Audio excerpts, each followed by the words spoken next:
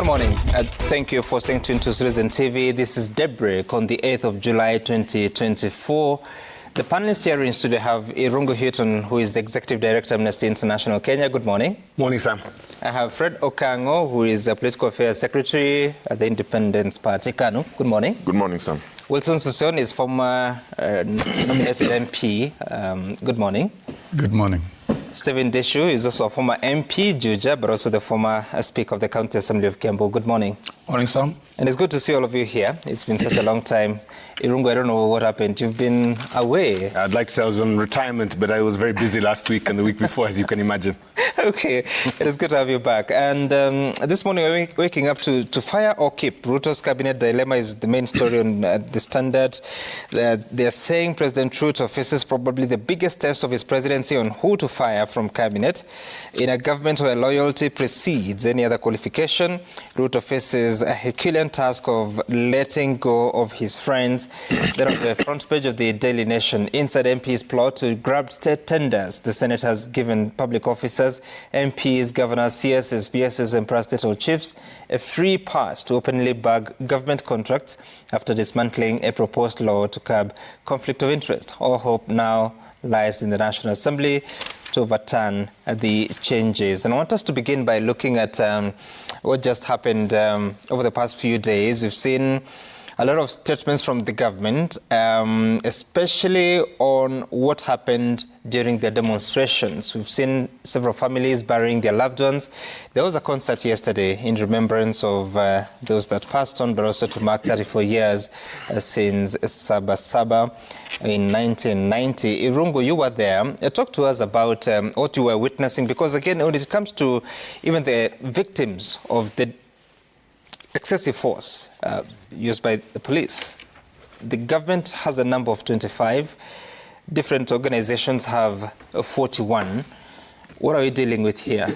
Yeah. So first to say that I was in the Sabasaba concert yesterday. They call it the Shuja's concert, and there were three. I think there was Nairobi, Kisumu, and Mombasa, among others. The Nairobi one was very well attended. I think I counted enough people there to sway an election in 2022. I was struck by the historical parallel with July the 7th, 1990, where we had about 20 people killed by police officers. We had just over 1,000 people arrested, and in many ways a lot of damage to property during that period. That was the second liberation. That was the period where lawyers, professionals, ordinary people, workers, students basically said goodbye to the one-party state and hello to the multi-party democracy that we now enjoy. Yesterday's concert was really a carnival in many ways, festive, somber, because there were a number of mock crosses that were planted in the grass in Uhuru Park. But I think we were really conscious of really what I think is now a historical moment. I'm now calling this group not the Gen Z movement, but the Third Liberation. I think what they have done is they have demonstrated that a state that sleeps and allows itself to be captured by market interests, by cartels, has to be, woken up by an accountability movement. And I think that's what this Third Liberation is about. It is a wake-up call on all the things that we thought were not challengeable over the last 6 months. And speaking of accountability, whom should we trust? If the government says that 25 people have died, 41 have died according to some other organizations, including KNCHR, and at a time that there's a promise that justice will be served, should we believe that, knowing that there were protests last year during the Finance Act of 2023, and not so much has been achieved so far? Yeah. Sorry, I missed the second part of your question. The accurate number of people who have been killed by police officers is 41. As of Friday, we were looking at another 4 instances, so it possibly could be 45 by now. I've not checked this morning. But the correct figure, and let the government of Kenya be advised, is 41. I have seen names. Many of those cases have gone through post-mortems. There have been autopsies. Families have been contacted. That is the correct figure. That's the Kenyan National Commission on Human Rights accurate figure. Okay, Fred, what do you make of this? Because if we are to have justice, then you have also to acknowledge what has been suffered. Thank you, Sam. I appreciate institutions that went all the way to ensure that they confirm these numbers. We are living at a time when the public do not trust their government. So any numbers that the police would have given, the people don't trust those numbers. Number two, I want to start from the source of this problem. The young people went to the streets peacefully to demonstrate in protest of the finance bill. Mm-hmm. They told the government of the day, reject finance bill, don't edit. And the government of the day went ahead, amended, and passed in parliament. They came back and said, no, this is not what we wanted. The president conceded, and that bill was withdrawn in total. And they thanked him for that. But they said, this was the start of so many issues that they have been raising. Unfortunately, we had to lose people, as Irungu said, that 40, in their numbers, there could be 45. When I listened to the president in some of the spaces that I attended, and even his address to the nation, he actually alluded to such a number, but denied that there were also other people who died elsewhere. For example, there have been talks about, Githurai. No one knows those numbers. Mm-hmm. But the most important thing, Sam, is life has been lost. Lives have been lost. We have seen a situation where property was also brought down. The parliament of Kenya was desecrated. But from our end, we would want to ask IPOA to conduct impartial investigations into the death, not only death, but also injuries of those who were shot by the police. So that if there are other numbers out there that are not part of the 45 that we're being told, then they be accounted for. The President of the Republic of Kenya promised that everyone who, for one or two reasons, was killed in this protest will be accounted for. He did say that, and I listened to him keenly. In the last space where I attended, he said that they will go all the way to ensure that even those rogue police officers are brought to book. We will be happy as a nation to see that happen. But if you look at what has been happening yesterday, these young people are saying they are remembering their heroes who were shot, who were killed. They are unhappy. Mm-hmm. Is this something that will just die like that?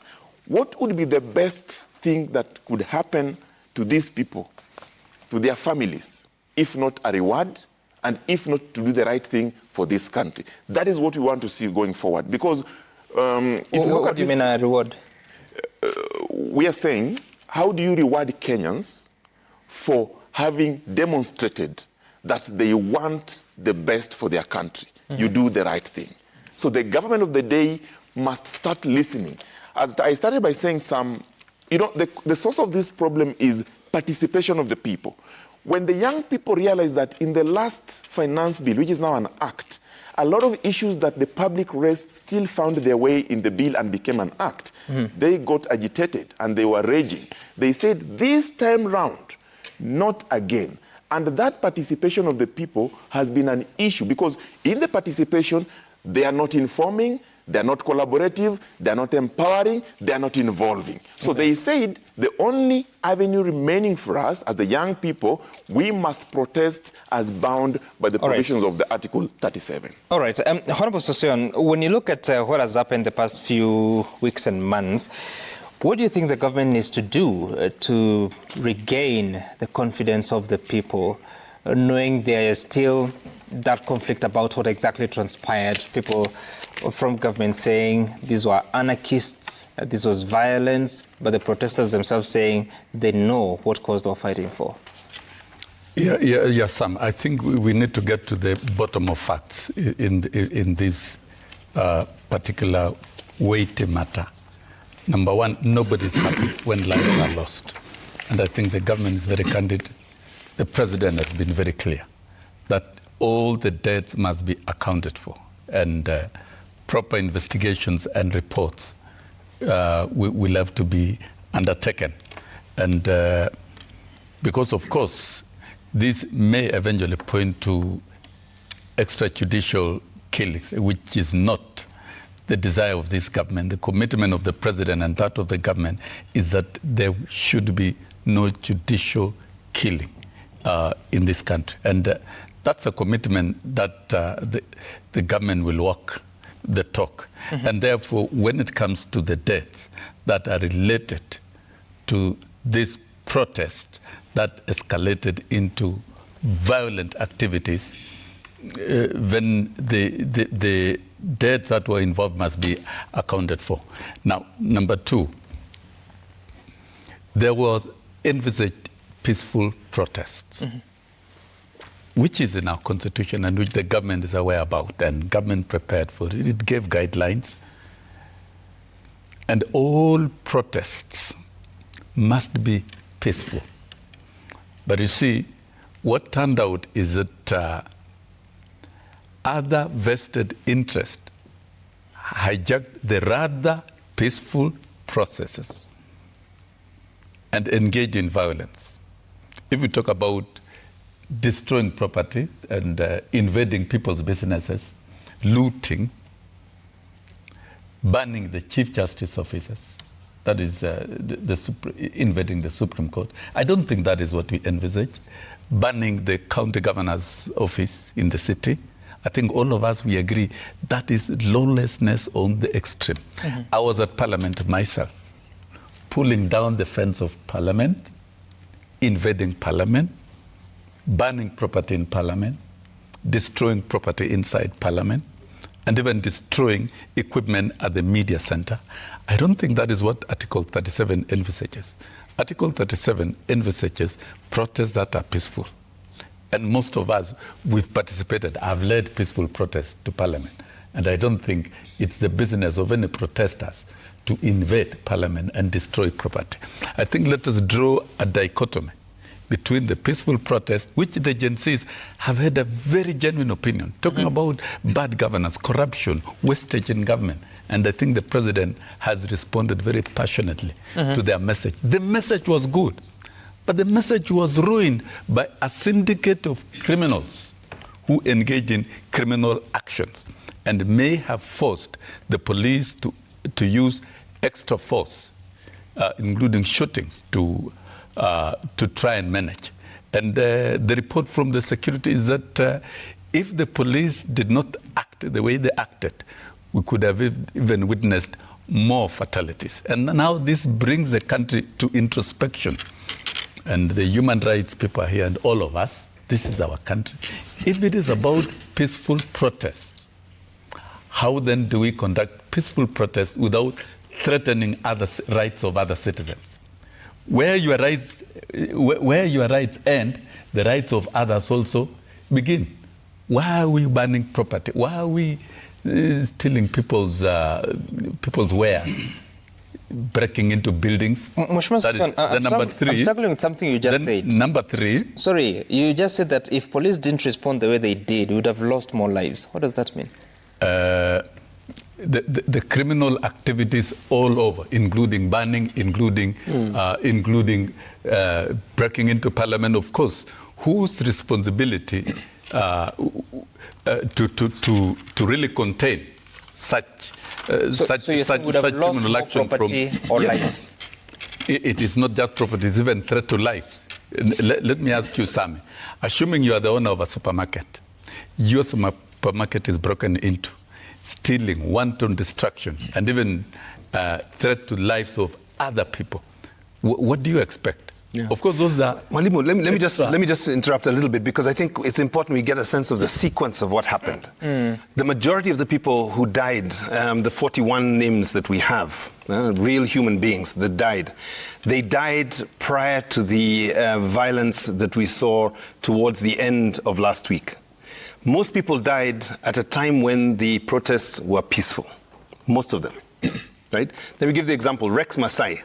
Rex Masai was killed at a time when there was hardly any confrontations with the police service.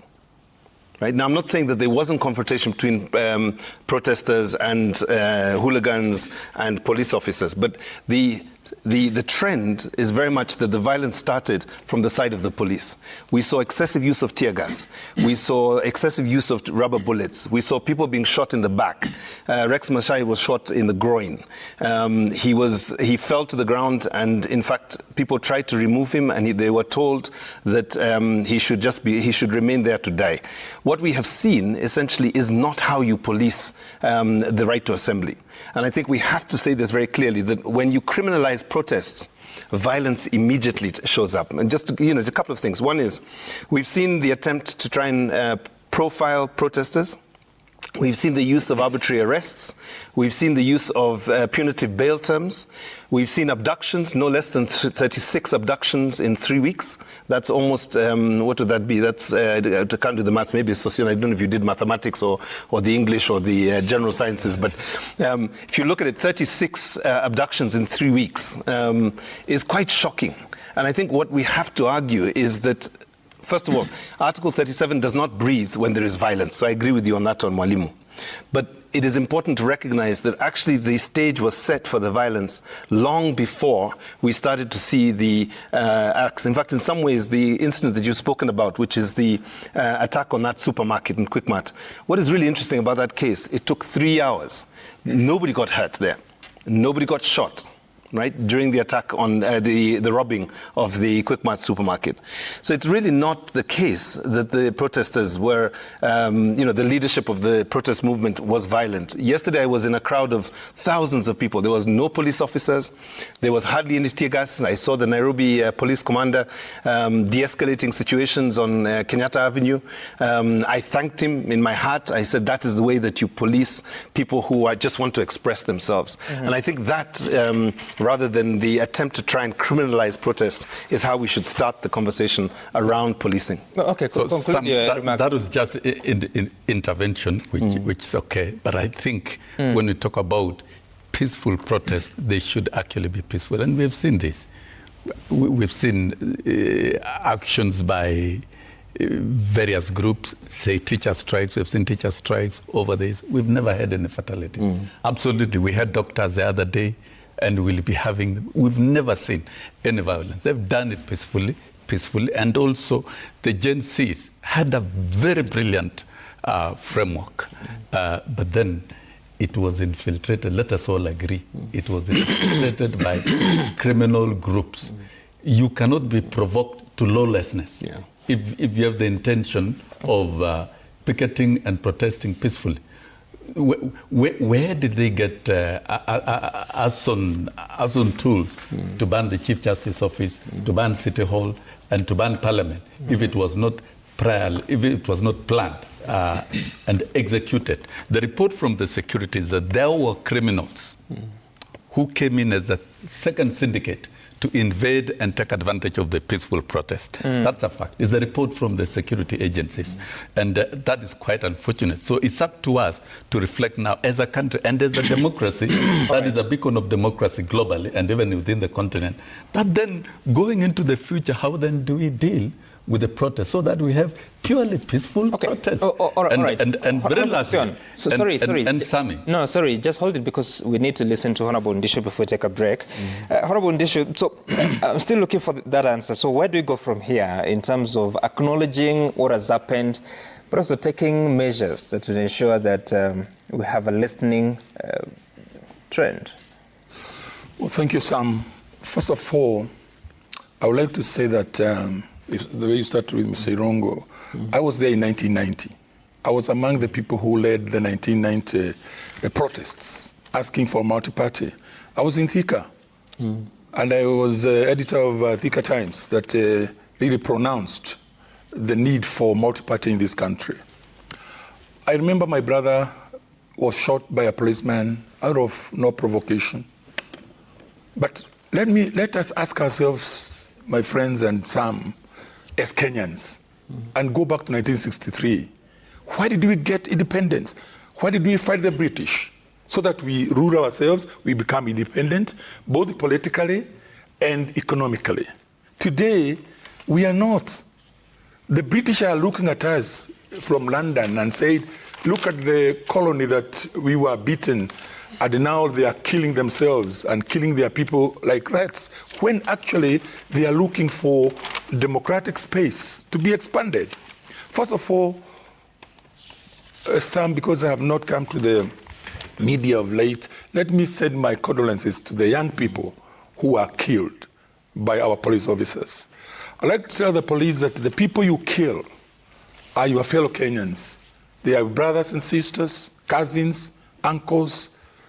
And I was thinking to myself whether at Keganjo Police Training College should be introduced a subject of how police should handle people in protests. And I would like maybe a topic from the military to be taken to Keganjo. Because we saw the military come to the streets, they never shot anyone, they were peaceful, they even became friends with the protesters. And that is the way police should do, the way the military came and showed them how to handle situations like that. I would like to salute the Gen Zs. Great men and women you are. You have taken from us of the 1990s, from where we stopped. And I want to thank the Gen Zs because they have really put this government on its knees. They have subdued the government. President Ruto, who found me in Parliament in 1998, is a man who could not be told anything by anybody. We are told that he takes no advice from anyone. But we thank the GNCs, you have made him now to do what Kenyans want. What do you mean he cannot be told anything? Well, we have been told that you try to advise him on things, and that's why many things really don't add up. From where I sit, is that what President Ruto has decided to do, it must be done. Now, there were calls for... Is that a fact? Or it's... Well, you can imagine I'm in the media like you, Sam, and I also get a lot of information. But I'm saying this, that the finance bill, you remember the talk and the noise that was there before it came about, only for the president to be brought on his knees to reject it after the gens came on the street. We salute them. Let me say this, Sam. It is unfortunate that 60 years after independence, Kenyans are on the streets litigating and mitigating things that the government ought to do without even being prodded. And the response of the government is killing the children of this country. How does the government think the parents of the children who have been killed are feeling?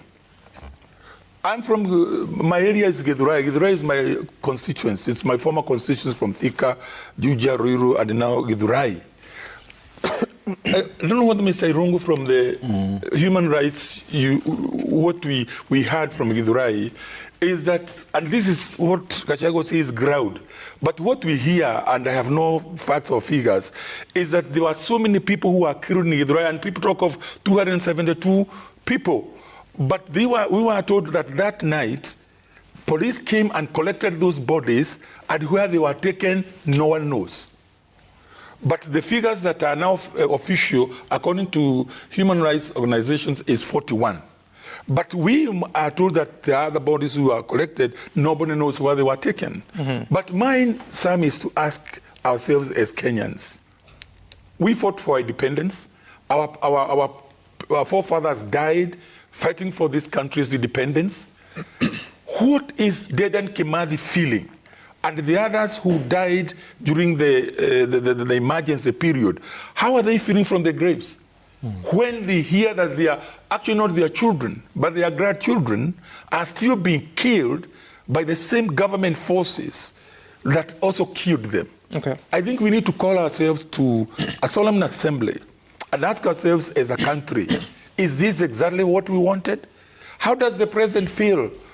For example, when he told about a 12-year child, pumped 12 bullets, and the president he hopes he's still alive. I felt like freezing when the president asked that question.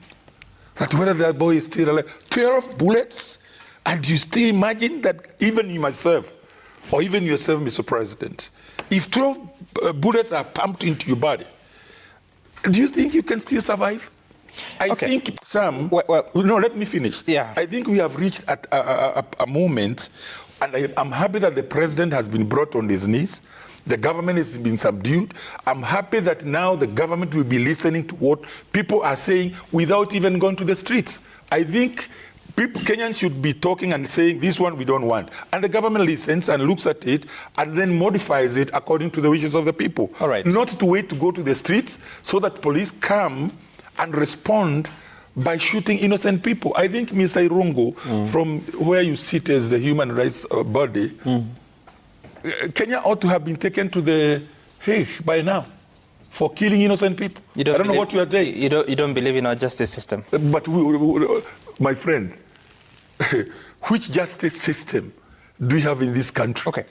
Mheshimiwa Ndishu, let's take a short break. But also, just to be fair to the president, I think he acknowledged... I am very fair to the president. He's my personal he's my personal friend.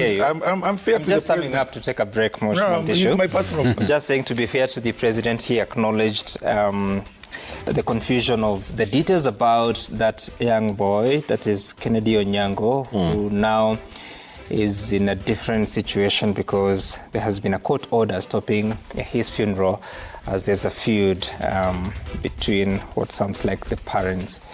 We take a short break here. When we come back, we continue the conversation, tie up that one, but also talk about the measures that the president is taking in what he's calling austerity measures after the break.